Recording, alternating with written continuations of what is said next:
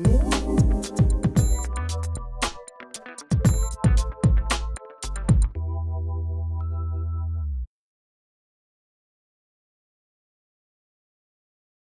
dirais qu'il faut savoir pourquoi on est démotivé. La plupart du temps, c'est toujours la goutte d'eau qui fait déborder le vase. C'est une accumulation. Donc en fait, il faut nettoyer les accumulations pour éviter d'arriver à la goutte d'eau. La goutte d'eau arrive, moi mon truc c'est je vais faire du sport, j'évacue le stress, je me fais belle. Alors c'est bête, mais c'est là que je vais faire des tresses. Tu maquilles tous les jours. Voilà, maquiller tous les jours, me sentir bien dans ma peau et tout. En parler, c'est très important. Avoir des personnes autour de soi avec qui on peut parler, des personnes avec qui on peut parler d'un point de vue professionnel. Mais aussi d'un point de vue spirituel, c'est important. Se faire du bien, quoi, tout simplement. De toute façon, les périodes de stress, il y en aura tout le temps. Donc si on se dit que ça y est, on est au bout du rouleau parce que c'est le bout du rouleau, on s'en sort pas, quoi. Donc il faut sous la porte, voilà, autant lâcher l'affaire, c'est bon, on retourne salarié, on ne prend pas la tête, on a 35 heures, tout ça. Mais c'est pas le but. Donc voilà, on avance, on garde la pêche. Et surtout, quand on a des problèmes, on se voile pas la face et on fait pas la politique de l'autruche, quoi. Et ça revient de toute façon. Donc autant prendre les choses à bras le corps et les régler une bonne fois pour toutes. Il y a beaucoup de jeunes entrepreneurs qui passent pas la période critique des 3 ans. Ouais. Comment est-ce que ça s'est passé pour Belle et Ben? Ça a été compliqué d'atteindre les 3 ans ou ça s'est fait en toute sérénité? Ah non, ça a été dur. Ouais. En fait, c'est pas passer le cap des 3 ans qui est le plus dur, selon moi. Oui. C'est aller au-delà. C'est aller au-delà et se maintenir. Donc déjà, passer le cap des 3 ans, c'est dur, mais à partir du moment où, c'est des choses qu'on a calculées, qui sont rentrées dans... On a ce schéma de pensée-là, on se dit que voilà, pendant 3 ans, on va cravacher, il faut qu'on aille au bout, etc. etc. Bon, voilà, si vraiment on n'y arrive pas, on n'y arrive pas. C'est que de toute façon, le marché n'était pas là, ou l'idée n'était pas la bonne. Mais donc sans remords ni regret. En revanche, si on atteint les 3 ans et que là, parce que là, au bout des 3 ans, là, il faut remettre un coup de... Et ce truc-là, c'est Fort Boyard, quoi. Faut y aller. Et là, c'est chaud. Là, c'est chaud. Là, c'est chaud parce qu'il faut refaire, il faut remettre de l'argent sur la table. Il faut vraiment se développer, il faut vraiment... donc soit on se dit, bon ben voilà, on consolide ce qu'on a déjà, on s'en satisfait, on essaye de maintenir, sachant que demain, si vous avez réussi à faire ça au bout de 3 ans, y a des gens qui vont voir la même idée, qui vont se dire, ah bah tiens, ça marche, et qui vont faire la même chose avec 100 fois plus de moyens que vous, et qui vont vous rappeler vos parts de marchand en même temps, enfin en 2 temps 3 mouvements. Donc ça, c'est un risque. Et en fait, ce qui coûte cher, c'est de se maintenir. Ce qui coûte cher à la fois d'un point de vue financier, d'un point de vue énergie, d'un point de vue stratégique aussi. Mais passer le cap des 3 ans, c'est pas non plus une garantie de pérennité. Vous avez des entreprises qui ont 120 ans qui périclitent. Enfin, vous regardez là cette année... 2013, franchement, ça a été, en tout cas en France, C'était une catastrophe. Ouais, ça a été une catastrophe, quoi. Des gens qui sont là depuis des années, qui n'ont pas pris le bon visage à temps, qui n'ont pas vu... voilà, parce que justement, ils étaient dans des schémas bien particuliers. C'est pas évident. Mais il faut pas en avoir peur. En fait, c'est des choses qu'on apprend au fur et à mesure.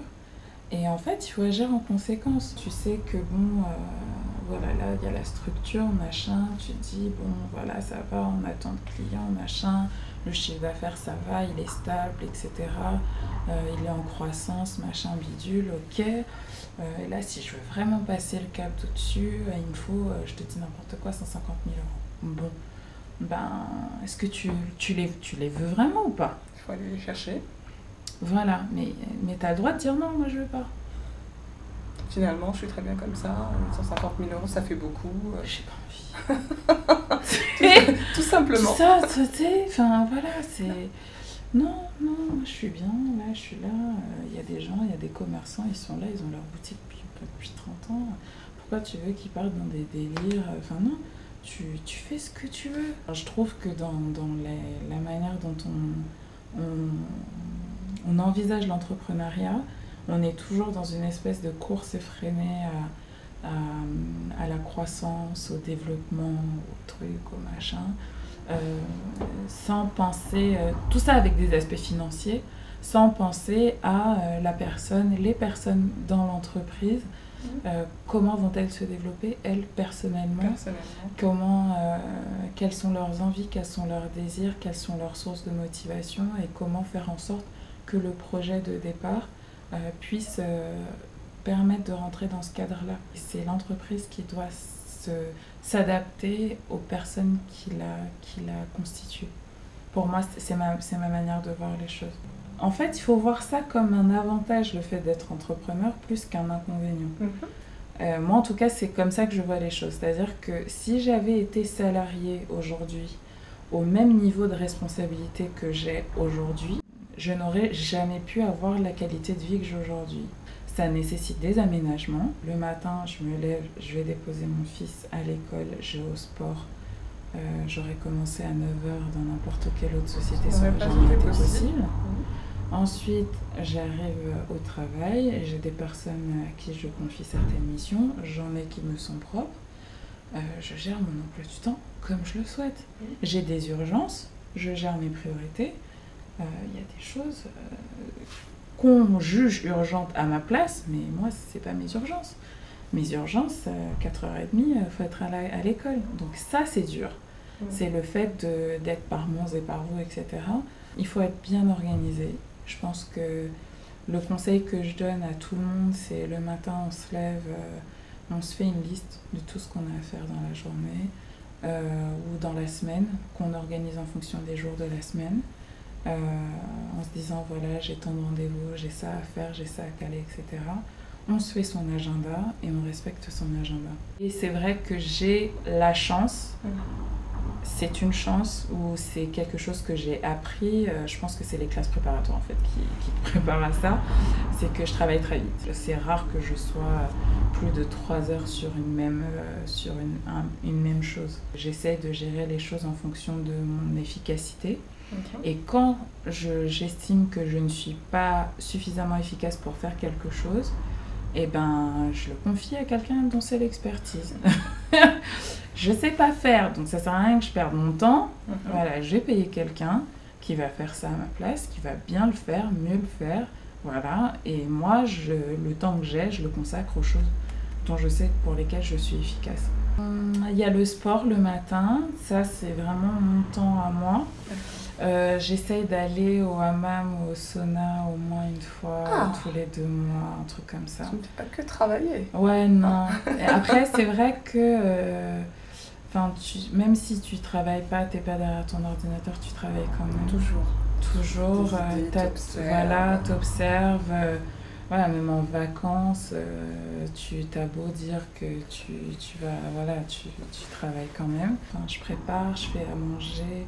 J'adore cuisiner. On a pu le voir sur Instagram. Ouais, on salive toujours dans tes photos en permanence. Je pense que je vais te supprimer. Ouais, tu peux, si vraiment c'est trop dur. Ou sinon, je t'invite, c'est au choix. Deuxième option, sympa. J'aime bien préparer à manger, j'aime bien passer du temps avec ma famille. Voilà, je lis beaucoup aussi. Même si en ce moment, j'ai des lectures un peu business orientées, je l'avoue. Mais voilà, là, je me replonge dans un Boris Vian que j'ai lu il y a très longtemps. Et voilà, c'est des manières de prendre du temps, de m'évader un petit peu. Puis ouais, je fais du yoga aussi régulièrement. Puis là, j'écoute ma musique, tu me mets ma playlist Deezer, ça y est, c'est bon, je suis partie. Première chose, le premier conseil que je donne, c'est vraiment de savoir ce qu'on veut. Enfin, vraiment, ça paraît bête, hein, mais vraiment de savoir ce qu'on veut et de le noter, de l'écrire noir sur blanc. Pas juste de dire, ouais, moi je veux... Non, je l'écris noir sur blanc. Ça permet d'y revenir, ça permet de voir si les choses évoluent et ça permet de se fixer un cap. La deuxième chose que je dirais, c'est qu'il faut se faire aider. En fait, il faut se faire accompagner. Non pas pour être sûr que ce qu'on fait est bien, mais pour redimensionner son projet s'il le faut, pour avoir des bons partenaires. Et puis la troisième chose que je dirais qui est importante, c'est qu'il faut croire en soi en fait. En fait, il ne faut pas voir les problèmes avant même qu'ils ne soient là. Avant qu'ils ne se présentent. En fait, il faut en faire fi. Il ne faut pas être naïf. Clairement. Mais faut pas se dire oui non je vais pas ouvrir mon restaurant parce que voilà les gens ils sont racistes. Tout ce que je veux dire par là, c'est que en fait il y a tellement en effet de choses dans les médias, dans la vie au quotidien qui nous rappellent que les choses sont plus difficiles pour nous. Que si on intègre ça et qu'on en fait quelque chose de propre, on s'en sort pas. Oui, clairement. On s'en sort pas. Donc il faut vraiment s'enlever ces carcans-là, s'enlever ces barrières. Et pour ça, je trouve que ce qu'il y a de mieux, c'est de trouver des personnes qui nous inspirent, des personnes dont on voit qu'elles ont un parcours qui aurait pu être le nôtre. Et de se dire ah ouais, non mais attends, elle l'a fait, mais moi aussi je vais le faire, enfin c'est bon. Et mon rêve, il est simple, c'est que tu vois, tout le monde est là dans les trucs, ouais, il faut rentrer en Afrique, machin et tout. Oui, ok, mais je suis pas là-dedans. Je me dis en fait que toutes les communautés qui ont réussi à rendre leur pays fort et puissant, c'est des communautés qui ont réussi là où elles étaient déjà à construire Clairement. quelque chose. Et donc du coup, moi j'estime que nous ici, là, on n'a encore rien construit. On a des choses à construire et moi je me dis, ben tu vois, nos petits frères qui sont là à remplir les prisons françaises, si on avait plus d'exemples comme le mien, comme le tien, comme tout un tas d'autres, pour leur dire non, c'est pas ça la finalité des choses, battez-vous, on peut faire quelque chose, allez-y, battez-vous. Moi j'ai une vraie pensée pour eux en fait, et je me dis si je me barre, si moi je me barre, si tous les gens qui ont un minimum de capacité s'en vont, ben eux ils vont faire quoi? Donc je me dis, il faut qu'on se batte là-bas, oui, mais il faut qu'on se batte aussi ici. Ici, enfin, parce qu'on est installé ici aussi, nos racines sont ici autant aussi, que là-bas, voilà. Et on peut développer quelque chose ici. Les Français ici, en fait. Ouais, en fait, concrètement, tu vois. Voilà, mon idée, c'est vraiment de me dire... mais écoute, mon fils, quand il aura 18 ans et qu'il devra aller chercher un stage, qu'il puisse appeler, oui bonjour Tata Gaï, je suis là, j'ai besoin d'un stage. Mon fils, envoie-moi ton CV, il n'y a pas de problème. On va voir comment tu vois en fait, parce que ça se passe comme ça leur partout. Donner l'exemple de la réussite autour de soi. Si mes parents sont chefs d'entreprise, je sais pas moi, pilote de ligne, je peux aussi le faire. Exactement. Tout simplement. Alors moi après je sais pas pour toi, mais enfin, mes parents sont venus, c'est une immigration d'étudiants, ils sont venus ici pour faire leurs études, ils ont fait carrière, etc. C'est vrai que ça c'est des carcans que moi j'ai pas dans la tête. Enfin, ma mère elle a fait Polytechnique, tu vois, au contraire moi je suis rien du tout par rapport à ma mère, tu vois. Enfin, voilà, donc moi j'ai grandi avec l'exemple de la warrior quoi. Ma mère, waouh, tu vois, moi on me parle, tu sais, on me dit ouais, je me dis mais enfin, si vous connaissiez ma mère. Donc c'est des exemples comme ça, je veux qu'on reproduise ça, et qu'on soit plus nombreuses, qu'on soit la norme en fait. Tout simplement. Alors Clarisse, tu travailles donc dans le domaine de la beauté. Ouais. Est-ce que tu as des petits produits de beauté fétiches, favoris à partager, des petits secrets de beauté à partager avec nous? J'ai commencé par mes cheveux. Donc il y a un produit que j'ai découvert il y a... ça va faire 3 ans maintenant. C'est un leave-in de chez Caracar Natural Textures. Donc c'est le leave-in conditionneur. Ce truc-là, si j'en ai pas, je pleure. Et c'est faux, c'est pas faux. Hein. Je me dis, mais qu'est-ce que je fais? Tu vois, c'est il te démêle, il t'hydrate, il me définit les boucles. Je mets mon gel derrière, après mes cheveux sont waouh. Si j'ai pas ça, je pleure. Deuxième produit pour capillaire, c'est un produit chez Shea Moisture. C'est le shampoing, la Rolls-Royce du shampoing pour moi. Il s'appelle Moisture Retention Shampoo. C'est un shampoing qui te laisse les cheveux super doux, super souples. C'est juste une tuerie. Troisième produit dont je peux pas me lasser, c'est un savon de chez Caretic que j'ai découvert l'hiver dernier quand j'ai rencontré Carole, la créatrice de la marque. Donc elle m'a dit oui, ce savon il est génial, tu verras. Donc moi je me lavais le visage à plein de choses. J'ai utilisé le micellaire de Nuanciam, j'ai utilisé plein de produits du Dove, enfin voilà. Et ce truc-là, c'est magique. Ah non, ça te laisse la peau d'une... T'as le grain de peau, mais magique, quoi. C'est nickel, ça te laisse la peau nickel. Moi, j'ai la peau très sèche, en fait, mixte à sèche, à tendance sèche. Et c'est le seul truc qui arrive à éviter que je brille de trop, tout en ayant le reste de la peau très hydratée. Enfin, il est vraiment top.